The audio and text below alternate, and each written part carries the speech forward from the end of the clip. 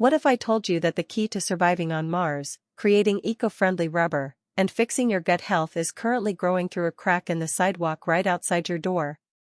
You've probably stepped on it 1,000 times.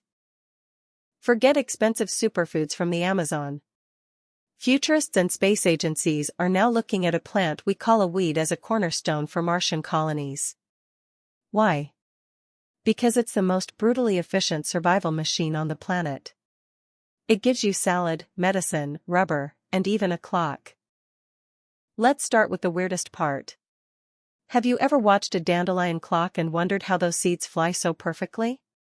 Scientists at the University of Edinburgh discovered a stable vortex ring, a bubble of air, that forms right above the seed's parachute. That's not just random.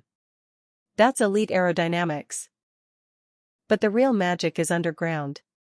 That long, ugly taproot isn't just a root. It's a mineral vampire. It drills deep into the subsoil, pulling up rare salts and elements that most of our pampered supermarket vegetables can't reach. Biologists call it a mineral accumulator. It literally pumps forgotten nutrition back to the surface. Here's where the ancient wisdom kicks in. Our ancestors didn't know about microbiomes, but they knew the dandelion's bitterness was medicine. They called it warming. In Slavic tradition, roasted dandelion root made earth tea, a coffee-like drink with 0 caffeine spikes. In Britain, they fermented it with burdock into a fizzy elixir for clear skin.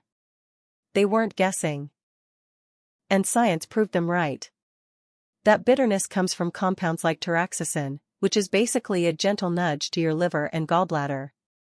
It doesn't force your body to work, it reminds your body how to work. It says, hey, let's digest properly and clean the blood. It's a polite but firm manager for your organs. But here is the golden secret hidden in the root.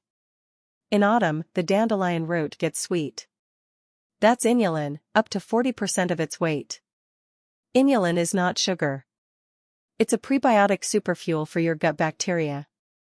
And your gut bacteria control your mood, your immunity, and your longevity.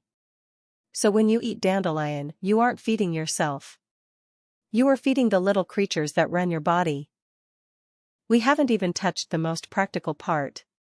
Dandelions are a calendar. Carl Linnaeus, the father of modern taxonomy, used them in his flower clocks. They open at exactly 6 a.m. and close at 3 p.m., sharper than any Swiss watch. Eating them might actually help reset your own biological rhythm. The plant is a timekeeper. But wait. Before you run outside, listen. Dandelion is a filter. It loves to suck heavy metals and car exhaust out of the soil. If you pick it from a roadside, you are drinking poison. Real dandelion power lives where the morning dew is clean. Also, that bitterness is strong medicine. If you have gallstones, you need a doctor, not a salad. Respect the weed. And this brings us to the future. Scientists are now looking at dandelion latex. Some species produce a milky sap almost identical to natural rubber. Imagine, tires and gloves made not from rainforest trees, but from a weed growing on abandoned parking lots. The plant is a chemical factory waiting for us to wake up. So the next time you see a perfect yellow face staring at the sun, don't see a pest. See a teacher. It teaches you that life finds the crack. It teaches you that bitterness is often health. And it teaches you that the most powerful solutions are usually the ones we ignore because they are too common. We search the world for miracles in expensive bottles. But the real miracle, the one that can heal your liver, feed the bees, tell the time, and maybe one day build a house on Mars, is right there. Growing through the concrete. Waiting for you to finally look down.